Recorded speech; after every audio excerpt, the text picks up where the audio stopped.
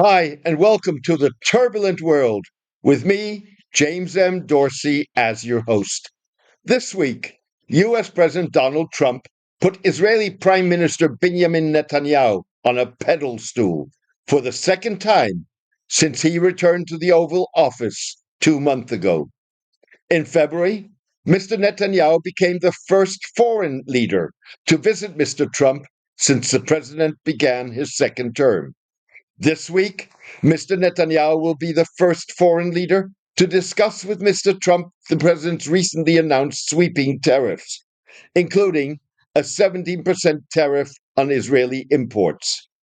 Mr. Trump imposed the charge despite Israel's scrapping of all tariffs on U.S. imports on the eve of his announcement. Mr. Netanyahu will also be the first foreign leader to have met twice with Mr. Trump since the president's inauguration. Mr. Trump is not known for handing out goodies without extracting a price. The question is whether that is what Mr. Trump's last minute surprise invitation to the White House is about, and if so, what the cost will be. There is no hint of a significant divergence of opinion on multiple issues Messrs. Trump and Netanyahu were expected to discuss in their forthcoming meeting. In a statement, Mr. Netanyahu's office said the two leaders would, aside from tariffs, discuss the efforts to return our hostages, Israel-Turkey relations, and the Iranian threat. So far, Mr. Trump has green-lighted Mr. Netanyahu's renewed assault on Gaza and more than a month-old refusal to allow humanitarian aid into the war-ravaged Strip in violation of international law and a ceasefire the president imposed in January. Mr. Netanyahu is unlikely to make tactical differences with Mr. Trump regarding Iran, a major problem in their discussions, even though the Israeli leader puts little store in the president's preference for a negotiated resolution of the Iranian nuclear issue.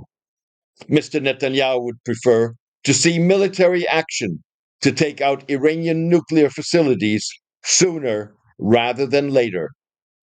At the same time, Mr. Trump will likely share Mr. Netanyahu's concern about Turkish plans to expand the country's military presence in Syria. Israel recently bombed Syrian sites Turkey was considering as bases. Saudi Arabia and the United Arab Emirates are the jokers in the pack when Messrs. Trump and Netanyahu meet. The Gulf states want to see an end to the Gaza war and are wary of military action against Turkey or Iran that could make them retaliatory targets and spark an all-out regional war. The Gulf states are sure to make their views clear when Mr. Trump visits them on his first overseas trip as president in his second term. Officials suggested Mr. Trump could travel to the Middle East in May. With U.S. economic benefit at the core of his foreign policy, Mr. Trump decided to honor Saudi Arabia and the UAE after they put a whopping $2 trillion in investments in the United States on the table. The investments, coupled with Saudi Arabia's facilitation of U.S.-Russian talks over Ukraine, the UAE's willingness to mediate with Iran, and Mr. Trump's eagerness to engineer Saudi recognition of Israel should make the president more sensitive to the Gulf states' concerns, potentially at Mr. Netanyahu's expense. When he travels to the region, Mr. Trump will have to make clear whether he is attentive to the Gulf states' latest concerns. He may use his meeting with Mr. Netanyahu to advise the prime minister that the clock is ticking. Attending to Gulf concerns would likely mean Israel agreeing to second phase ceasefire negotiations that would see the exchange of the remaining Hamas-held 59 hostages, less than half of whom are believed to be alive, for an unspecified number of Palestinians incarcerated in Israel, an end to the war, and a complete Israeli withdrawal from Gaza. Hamas this week reiterated its offer to release the remaining hostages in one go, in exchange for a permanent ceasefire. Alternatively, the group said it was willing to release some hostages as part of a renewed temporary ceasefire, provided the mediators, the United States, Qatar, and Egypt, backed by the United Nations Security Council, guarantee that Israel will negotiate an end to the war. Israel rejected negotiations to end the war unless it involved Hamas's laying down of arms and surrender. To drive the point home, Israel is forcing Gaza's 2.3 million inhabitants into ever smaller spaces. Mr. Netanyahu hopes the move will allow the Israeli armed forces to free hostages through military action rather than negotiations.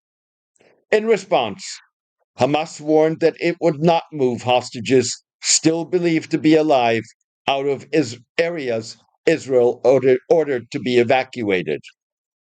Half of the living Israeli prisoners are located in areas the Israeli occupation army in recent days requested to be evacuated, said Hudhaifa Khalut, also known as Abu Obeida, the spokesman for Hamas's military wing, the Izz al-Din al-Qassam brigades. Israel further expects that making Gaza ever more uninhabitable will persuade at least half of Gaza's 2.3 million Palestinians to voluntarily leave the Strip if other countries were willing to accept them. Israel has publicly embraced forcing Palestinians to leave Gaza after Mr. Trump legitimized the notion by proposing to turn the Strip into a high-end beachfront real estate development. The United Nations Humanitarian Agency, OCHA, said in recent days that Israel had declared 65% of Gaza to be no-go areas or areas under active displacement orders since it restarted the war on March 18. Against that backdrop, the Gulf states are likely to advise Mr. Trump that Mr. Netanyahu's plan to hand the administration of a depopulated strip to Arab states with Israel retaining security control is a non-starter. Thank you for joining me today. Substack columns like The Turbulent World are essential reading in a world of sharply diminished coverage of international affairs by mainstream media. The Turbulent World can only sustain and expand its independent coverage, free of advertisements and clickbait, with the support of its readers. So, please consider pledging your support by going to jamesmdorsey.substack.com and choosing one of the subscription options. Thank you for your support and loyalty. Take care and best wishes.